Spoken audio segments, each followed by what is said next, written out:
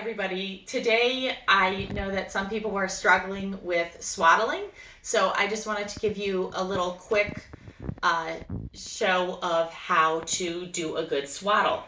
And I'm using my birthing baby because his arms are flexible. So I'm going to show you how I swaddle. First, I'm going to take the blanket and lay it out. I'm going to fold over the top so that it's not up by his face and lay that by his shoulders. Now, with his hands, a lot of swaddling, they say to put his hands down.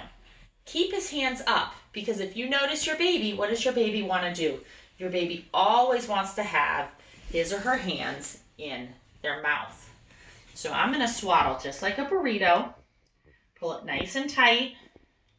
Tuck it under. Pull it up from the bottom. Tuck it in. And then you're going to wrap around. Now, your baby is swaddled and feels nice and comfortable, but his hands are up by his mouth so he can suck on them. You might discover that if you swaddle with the hands down, the baby will fight you until his hands get free. So it works out better if you can bend his arms to start off. Let me do that one more time for you. We're going to lay the blanket and fold the top down so there's nothing by his head. We're going to put him in with his head out and let him hold his arms up by his head.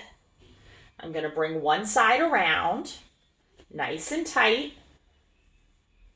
Tuck it under him.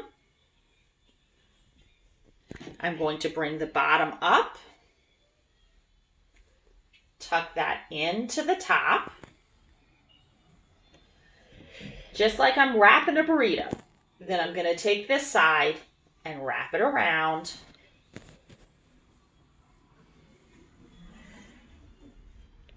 And you can bring that up and tuck it in as well.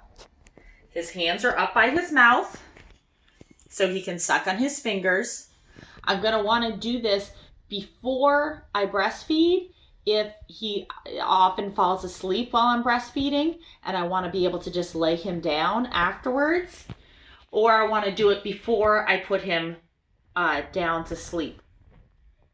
It'll give him the feeling of being held nice and closely, but it does let his hands be up. So, happy swaddling!